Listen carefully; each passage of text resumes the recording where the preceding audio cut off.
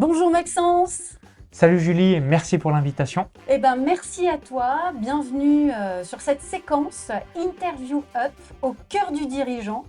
Alors c'est quoi? C'est une interview qui nous parle des entrepreneurs que je trouve de mon point de vue inspirants et qui vont partager de cœur à cœur ce qui les drive dans leur quotidien d'entrepreneur et puis leurs tips concrets, pragmatiques qu'ils mettent en place au quotidien pour driver leurs équipes et amener leur entreprise à dépasser des sommets.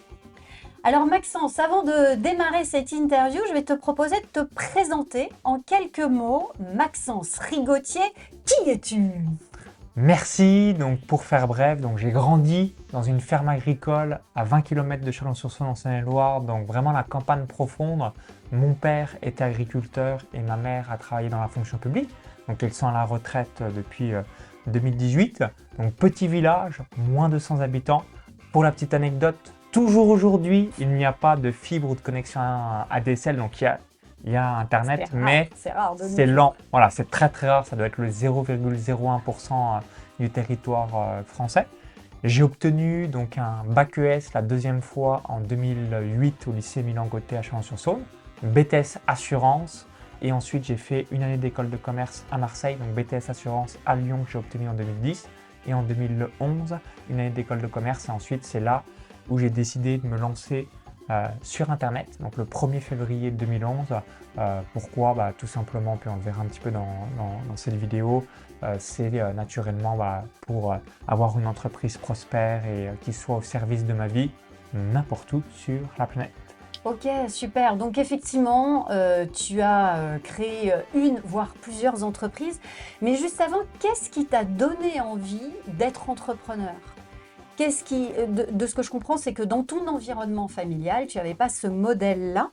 Non, ouais, pas du tout. Et du coup, quelle a été ta vision première, ton passage à l'action à ce moment-là? Qu'est-ce que tu t'es dit dans ta tête pour te dire, OK, je monte mon entreprise? Alors, quand vous intéressez au cerveau et tu vas tout de suite comprendre, plaisir, douleur. Et j'ai agi par rapport à la douleur. Pourquoi? Parce que pour ma part, je souhaitais donc faire péter les trois contraintes généralement de la vie. Contrainte horaire, contrainte hiérarchique, contrainte géographique. Et en regardant finalement tout ce qui est réalisé, donc si on va prendre un exemple tout bête, boulanger, mais on n'a peut-être pas la contrainte hiérarchique Hmm. si on est notre propre patron, mais on a la contrainte géographique ou horaire. Si on est freelance sur Internet, on n'a pas la contrainte géographique et horaire, mais on peut avoir la contrainte hiérarchique, etc. Et il y a seulement Internet qui permet de faire péter ces trois contraintes, donc plus avoir de contraintes, donc zéro contrainte horaire, zéro contrainte géographique, zéro contrainte hiérarchique. Donc, qu'est-ce qui m'a donné envie d'entreprendre? C'est par ricochet pour enlever une douleur. Donc le CDI de ma mère à la fonction publique, elle n'aimait pas du tout son travail et du coup elle se plaignait et dans ma tête j'ai enregistré jamais de la vie je ferai un CDI et c'est ce qui s'est passé. Et mon père, agriculteur, hein, si vous connaissez un petit peu l'agriculture, eh bien il travaillait 80 heures par semaine, 70-80 heures par semaine. Donc je me suis dit, c'est cool, mais en même temps, donc pas de vacances. Financièrement, ça gagne pas énormément d'argent, Hmm, comme vous en hmm. doutez. Donc du coup, deux modèles où je me suis dit, j'ai pas envie de reproduire ce type de modèle par rapport à soit le non-épanouissement, le non-enrichissement financier et toutes les contraintes finalement qu'avaient les métiers de mes parents. Ok, super intéressant de voir que finalement, dans ton environnement familial, tu as vu une structure que tu ne voulais pas reproduire et du coup, tu t'es donné les moyens, à partir de là, de tracer tes propres normes pour construire ton entreprise ou en tous les cas, ta qualité de vie. Aujourd'hui, pour toi, c'est quoi une entreprise et qu'est-ce que ça veut dire à tes yeux être entrepreneur? Donc, une entreprise, c'est servir, donc servir au maximum ses clients. Et c'est quoi être entrepreneur? Alors peut-être que ça va vous surprendre, mais je mettrai cette définition, c'est j'adore le changement. Donc c'est vraiment tomber amoureux du changement. Pourquoi? Parce qu'il a lieu tous les ans et c'est savoir se remettre en cause, se remettre en question, systématiquement se former, donc améliorer ses connaissances, ses compétences, son réseau, son mindset et par ricochet, son capital grâce à ces quatre choses-là que je viens d'évoquer. Ah, génial. Donc, il y a une forte orientation sur le service client. Et moi qui te connais aussi un peu dans tes prestations entrepreneuriales, je sais que ça, c'est vraiment ta valeur ajoutée, l'expérience client et le centrage autour du client. Du coup, pour toi, c'est quoi les critères d'une entreprise prospère? À quoi tu le mesures factuellement? Alors, le critère principal, c'est l'impact positif auprès des Hmm. clients. Donc, si on devait résumer de manière factuelle, c'est la satisfaction client. C'est-à-dire, bah, Et comment tu le mesures, ça spécifiquement? bah, il y a plusieurs choses. Donc, si vous êtes sur le business en ligne, ça va être les témoignages, les études de cas, soit des avis Google Avis, Trustpilot, soit ça va être, bah, si vous envoyez un petit questionnaire, le nombre d'étoiles que vous avez. Donc, vraiment factuellement, combien vous avez de nouveaux témoignages clients, combien vous avez de nouvelles études de cas, combien vous avez de nouvelles avis Trustpilot, Google Avis, etc., etc. Et ensuite, de manière plus globale, quelle que soit l'industrie, la thématique, le business, ça va être quel est le bouche à oreille. Donc, en gros, la question que j'aime bien me dire, c'est qu'est-ce que les gens disent sur vous dans votre dos. Donc, si plus c'est positif, je vais vous donner deux exemples. Si je vous dis Ryanair, Aldi, Hôtel Formule 1, qu'est-ce que les gens disent dans le dos de ces marques-là? Bah, c'est juste 100% pas lié au tarif, mais la presta est merdique, il n'y a aucun service, ce genre de choses. C'est 100% le pas cher et vous pouvez cartonner parce que soit on fait le plus cher, soit on fait le moins cher, mais c'est mieux de ne pas avoir de juste milieu. Et inversement, si je vous dis des marques comme Ferrari, Apple, Lamborghini, Sofitel, etc., etc., des marques plutôt 5 étoiles, bah, qu'est-ce que les gens disent dans leur dos? Bah, du bien et du coup, ce qui permet d'avoir un bouche à oreille extraordinaire. Je vous invite à vous poser cette question. Qu'est-ce que les gens disent sur vous dans votre dos? Plus c'est positif, mieux c'est. Plus vous avez une réputation, un branding de marque et du coup, c'est ce qui va vous permettre de prospérer année après année. Plus c'est négatif, bah, vous pouvez quand même réussir, mais malheureusement, bah, vous le voyez pour les marques positionnées cheap, il y a toujours ce phénomène de pouvoir gérer les marges, de toujours grignoter un poil, ce genre de choses. Donc, ça va être plus du mass market, faire du Hmm. volume. Hmm. Et typiquement, quand on se lance dans l'entrepreneuriat, faire du volume, c'est extrêmement compliqué. Donc, je vous recommande fortement de vous dire, OK, mon objectif dans un premier temps, c'est peut-être d'avoir quelques dizaines ou centaines ou milliers de clients et c'est davantage propice de aller par le haut du marché plutôt que de vouloir se mettre par le bas. Là, tu mets vraiment le doigt sur un élément hyper important. Je vois que c'est pas toujours finalement l'angle de mesure des dirigeants et des entrepreneurs que je vois au quotidien, hein. C'est effectivement la satisfaction client à travers, là, tu as donné des exemples très précis et concrets qui permettent de mesurer cette satisfaction et cette réputation. Et c'est pourtant effectivement la clé aussi de l'amélioration continue de l'entreprise, parce que comme tu le dis, s'il y a une insatisfaction, ça peut aussi être un levier d'amélioration ou de progression pour l'entreprise, parce qu'il y a peut-être quelque chose qui fait défaut effectivement dans la prestation de service. Et je vais peut-être rebondir sur un point aussi qui peut perturber pas mal d'entrepreneurs. Donc la satisfaction est 100% dédiée au client. Donc je vais vous donner un exemple précis. Si on prend Apple, donc c'est l'entreprise numéro un au monde en termes de trésorerie cash. Toutefois, il y a plein de gens qui n'aiment pas Apple. Il y a ce battle PC versus Apple. Mais dans les gens qui utilisent Apple, 95, si ce n'est pas 99% des gens sont ultra méga satisfaits. Donc, qu'est-ce que je veux dire par là? C'est évidemment ne pas se focaliser sur les gens qui ne sont pas clients, qui ne vous aiment pas, mais sur les gens qui vous font confiance, qui vous payent, qui achètent vos produits et vos services. Là, c'est de mesurer cette satisfaction. Voilà, Ouais, pour super. ne pas avoir peur de se dire, ouais, mais il y a des gens qui ne m'aiment pas. Ouais, mais les gens qui ne t'achètent pas, sache qu'Apple, il y a des millions de gens sur la planète qui ne les aiment pas et pourtant, c'est la boîte numéro un au monde. Ah, super. Et alors, du coup, super transition. Justement, une entreprise, notamment comme Apple, aujourd'hui, dès qu'Apple sort un produit, eh bien, la communauté d'Apple ne réfléchit pas en termes de coût ou de prix, mais reste dans, bah, comme c'est un produit Apple, forcément, ça va être dans la continuité des produits précédents. ce qui vient faire le lien avec la culture de l'entreprise. Comment, en tant qu'entrepreneur, tu bâtis la culture de ton entreprise et qu'est-ce que tu mets en place de concret pour mesurer cette culture d'entreprise?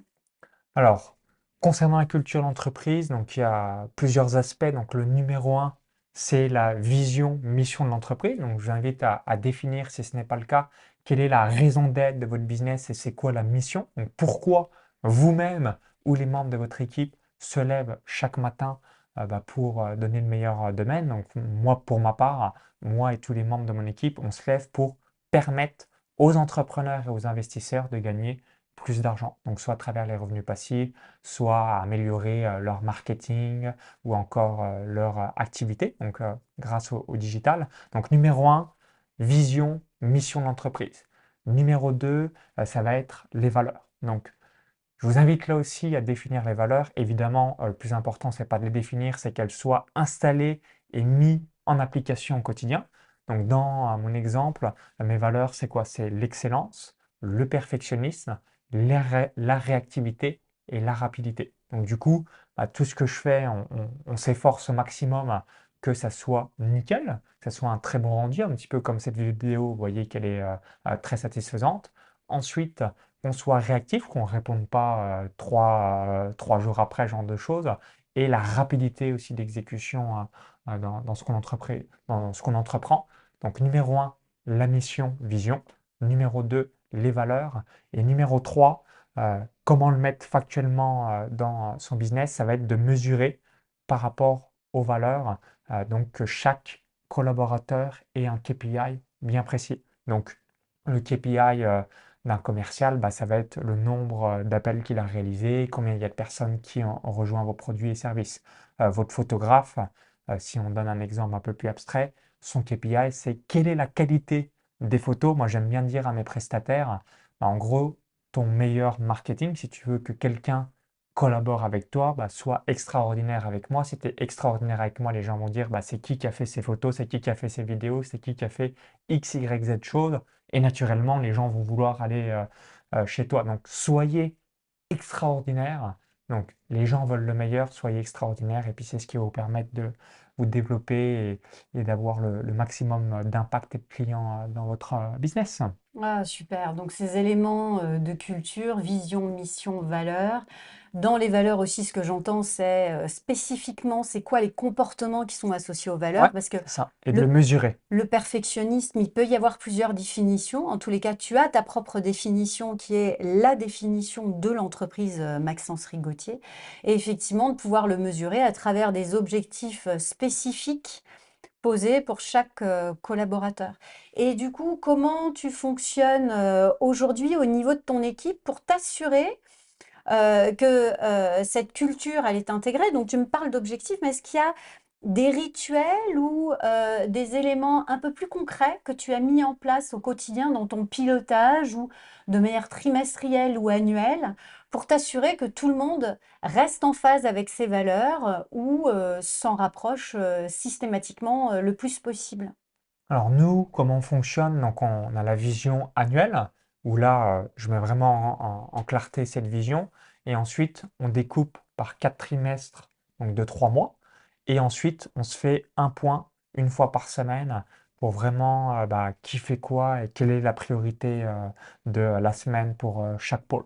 Donc, Super. ce qui est vraiment vital, c'est de définir exactement ce que vous attendez d'une personne.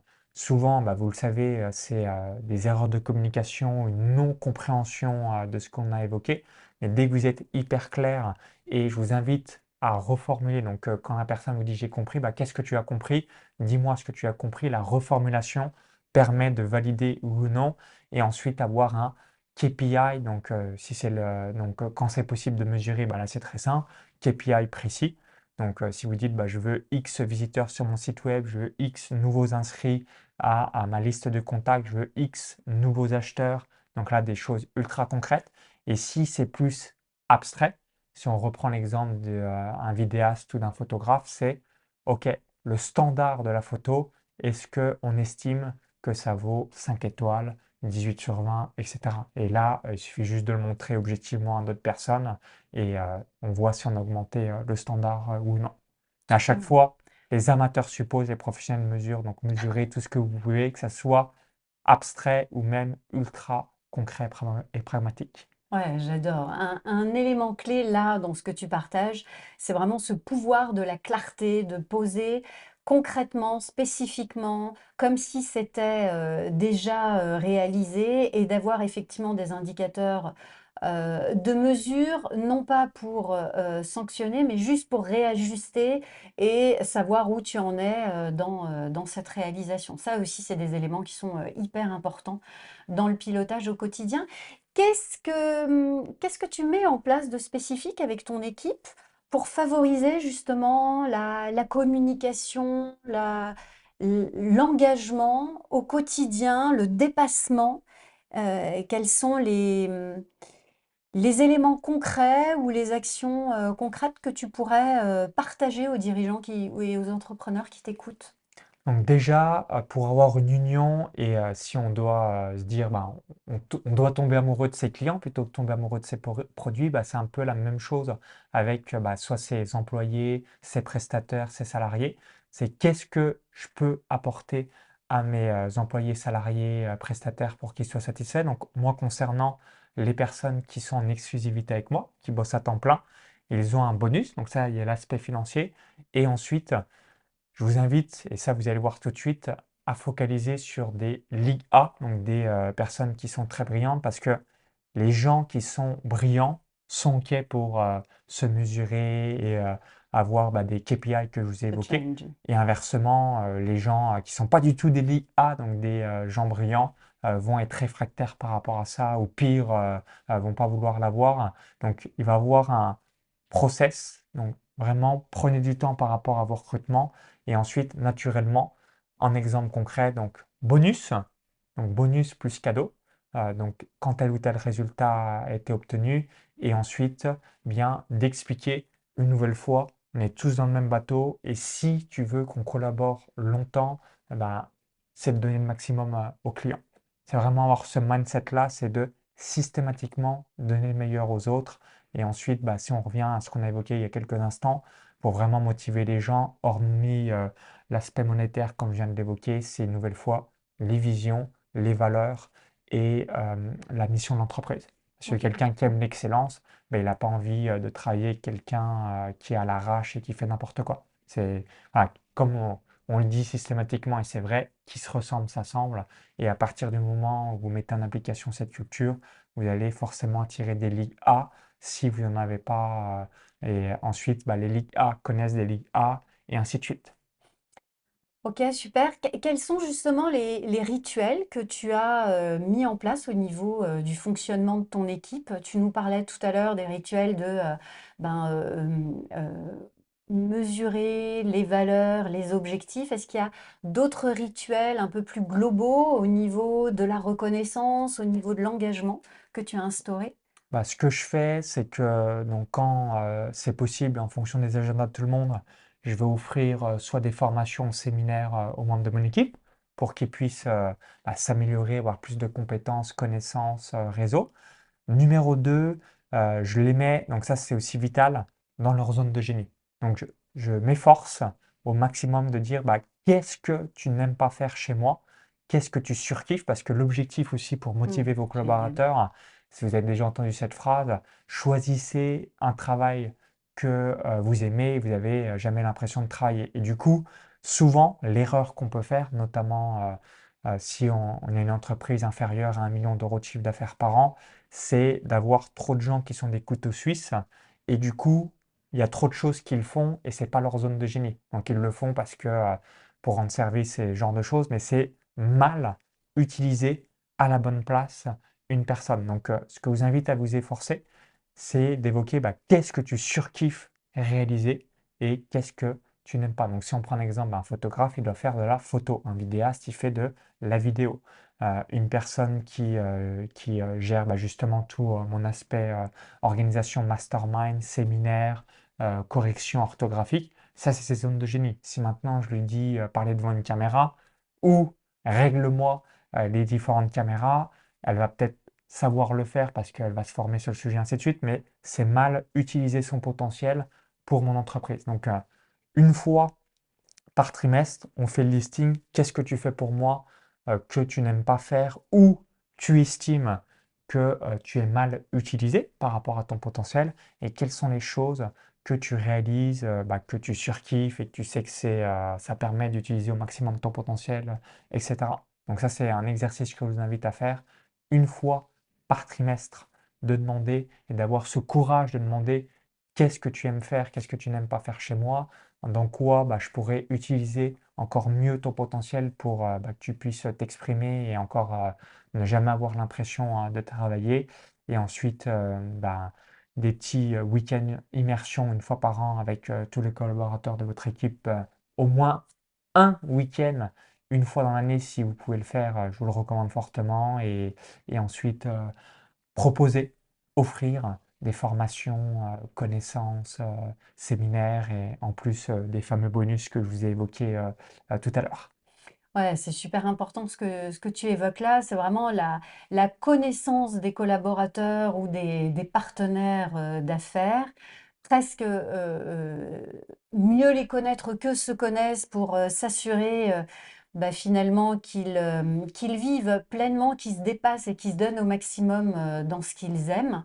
Et d'avoir ces temps justement d'écoute, de se poser pour regarder un peu à distance, travailler un peu sur le business et pas que dans le business, et notamment dans là où il va pouvoir contribuer le plus possible sans pour autant forcer ou être dans une zone de tension pour lui. Ça, c'est précieux, c'est un beau conseil que tu nous partages là sur cette chaîne.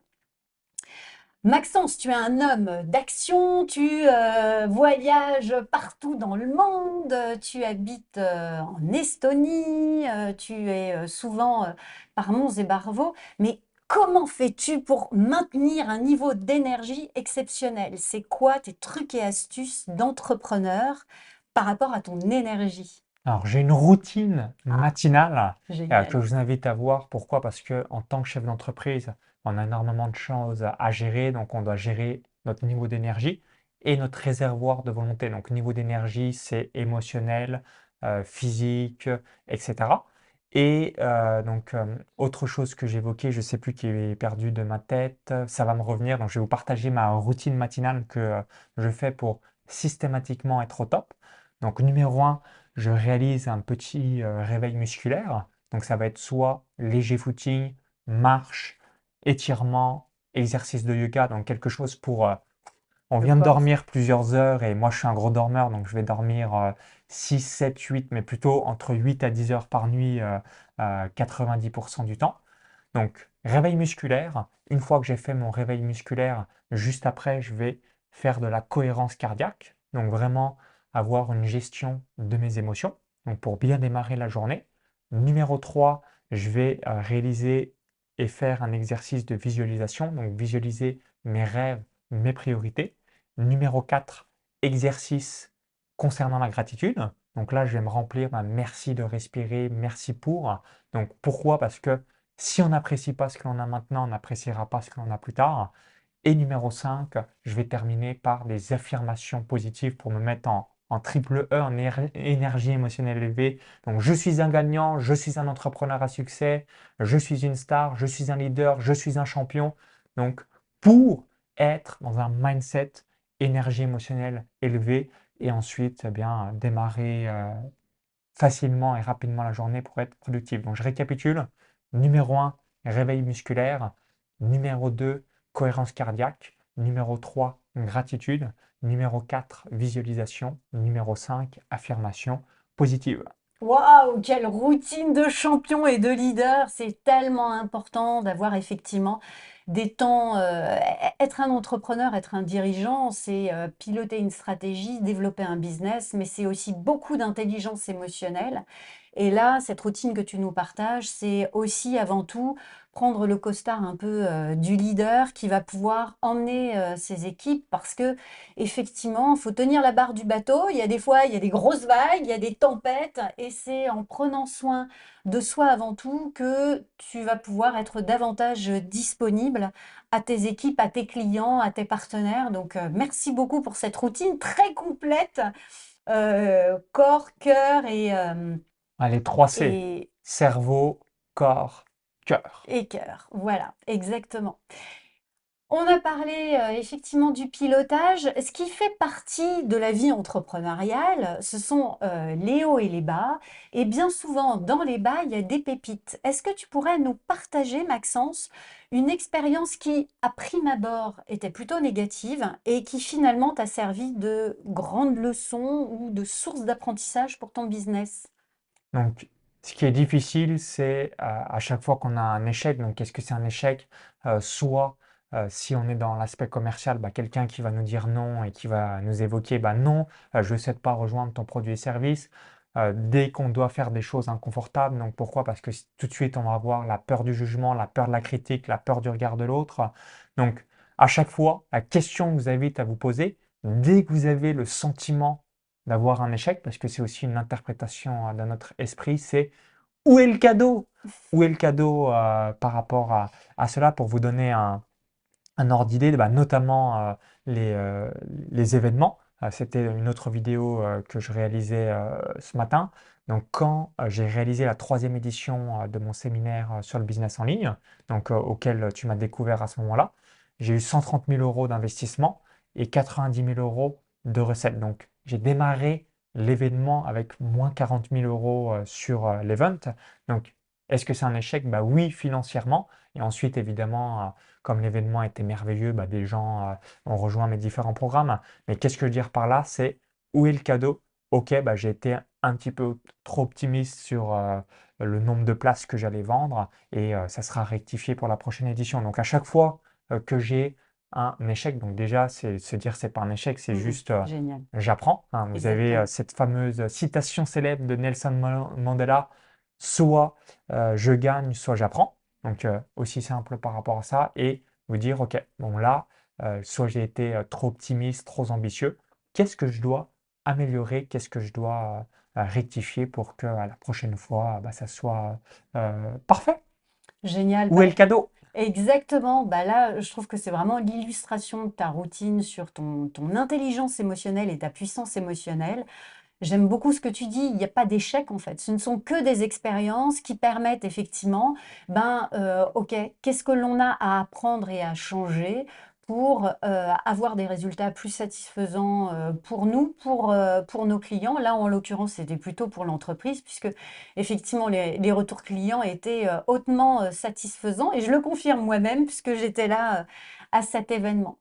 Merci beaucoup, Maxence. Pour terminer, un conseil spécifique pour les dirigeants qui nous écoutent pour mener leur entreprise là où ils en ont envie de manière la plus fluide possible. Ce serait quoi pour toi ce conseil? Alors, je vous invite à avoir une clarté totale concernant vos rêves et vos objectifs. Pourquoi? Numéro un, parce que le cerveau et l'esprit humain, tout ce qu'on peut imaginer, on peut le réaliser. Et numéro deux, on surestime ce qu'on est capable de réaliser en un an et on sous-estime ce qu'on est capable de réaliser en 3 à 5 ans. Donc, à partir du moment où vous avez une clarté totale de vos rêves et de vos objectifs et que vous vous laissez le temps pour pouvoir le faire, ben, je vous invite à vous poser la question suivante. Que faisiez-vous il y a 3 ans, 5 ans, 10 ans en arrière? Tu pourras te poser cette question, Julie, et vous allez voir naturellement tout ce que vous avez accompli et vous allez être hyper fiers de vous. Donc, go, go, go!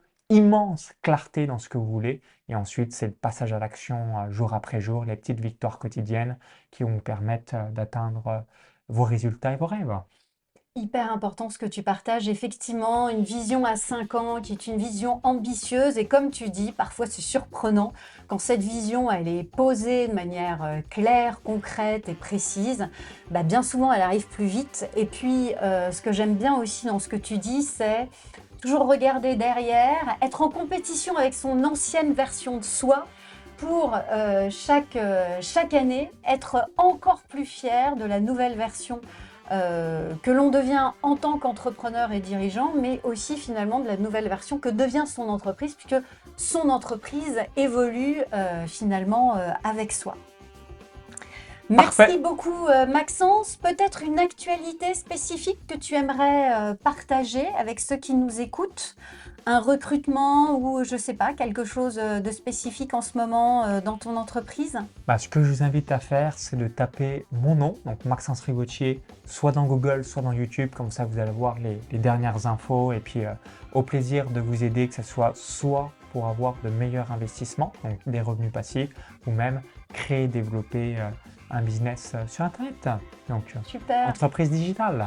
Merci Maxence. De toute façon, on remettra tous les liens pour retrouver les différents business de Maxence dans la description de cette vidéo, que ce soit les liens vers les sites ou les accompagnements que propose Maxence. Merci beaucoup Maxence de ton temps précieux. Je sais que tu cours par monts et par vaux et merci du temps que tu as accordé justement à la chaîne et aux entrepreneurs qui nous écoutent. Vous avez aimé cette vidéo? Eh bien, merci de mettre un pouce bleu, de mettre un commentaire et de la partager autour de vous, tout simplement pour faire connaître Maxence Rigotier et puis partager aussi ce qui vous a inspiré, plus spécifiquement dans les commentaires. Ça nous fera un grand plaisir de vous lire. Et je vous dis à très bientôt. Bye bye et vive les entrepreneurs et dirigeants. Vive les entrepreneurs. Bye bye.